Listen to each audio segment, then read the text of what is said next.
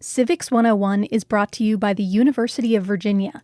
We know you like podcasts and politics, so we think you're going to love Democracy in Danger, a new show from the University of Virginia and WTJU in Charlottesville. Each week, hosts Will Hitchcock and Siva Vaidyanathan ask not whether democracy is in danger, but why, and what can we do about it. Hear leading scholars and thinkers discuss looming threats to global democracy, from bots and trolls to militia groups and authoritarian politics.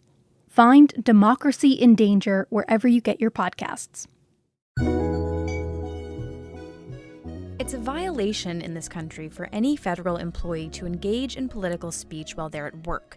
And it applies to everybody, from members of the president's cabinet to United States Postal Service employees. This is all due to something called the Hatch Act. But what are the penalties for violating the act? And who is exempt from it? That is where Ask Civics 101 comes in. Nick Capodice talks with New Hampshire Public Radio host Peter Biello about the origins and use of the Hatch Act. Welcome, Nick. It is a pleasure to be here, Peter. How are you? I'm doing well, thanks. So tell me, what is the Hatch Act? The Hatch Act, which was slightly lesser known until the current administration, it's an act from 1939, and what it does simply is it prohibits federal employees from engaging in any political activities while they're working in an official capacity. What this does is it helps establish the federal government as an entity for the people, not one party or another. So what it does is it stops people in federal government from openly supporting a party or a candidate.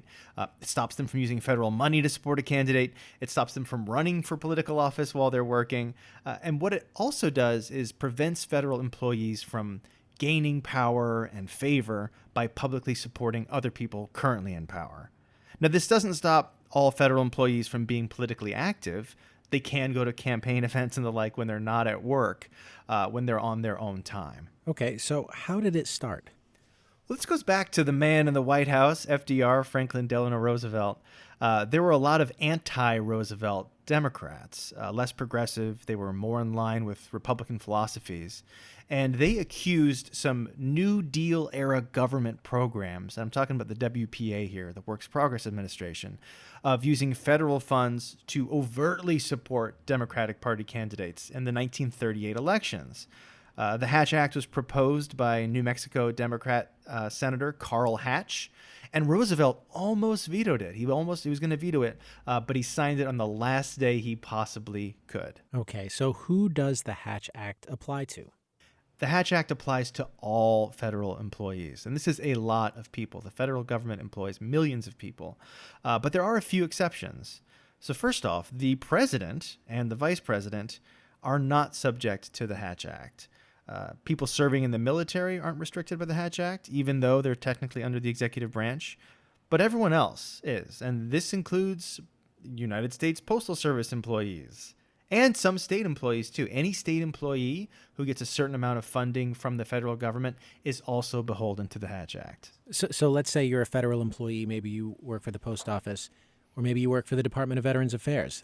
Yeah. And you're on your social media account and you're tweeting in favor of a particular candidate during your work shift. Is that, or could that be a violation of the Hatch Act? What's great is that the Hatch Act it's under the purview of the Office of Special Counsel, and they have a great online resource to say what is and is not a violation of the Hatch Act. But your example, Peter, yeah, that is not kosher. That is a direct violation of the Hatch Act. Okay. Thanks for letting me treat you like a lawyer there for a moment. Has anyone ever been punished for violating the Hatch Act?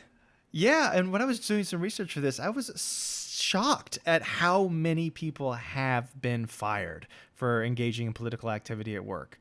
Many federal employees have been punished for violating the Hatch Act. But to be honest, these are all lower-level employees. I don't think there's anybody that you or I know whose name is recognizable on the national stage who's been punished for violating the Hatch Act.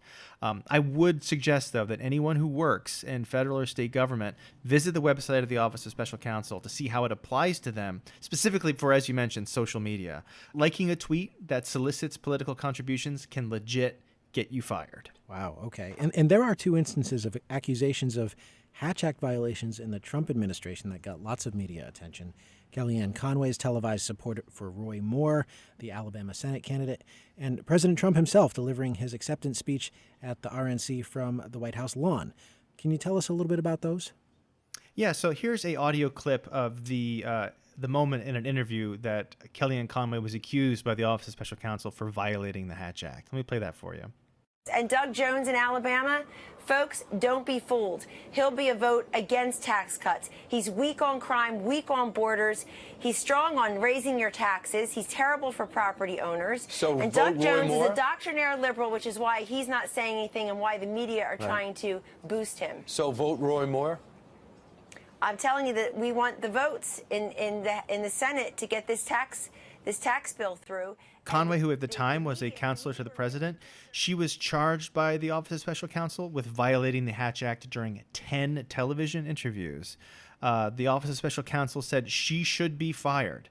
But what happened was the White House refused to take action, and therefore she was not punished for her Hatch Act violations. And what about the president? All right, so some of you may have heard this. Here's a clip of his acceptance speech from the RNC, from the White House lawn. What's the name of that building?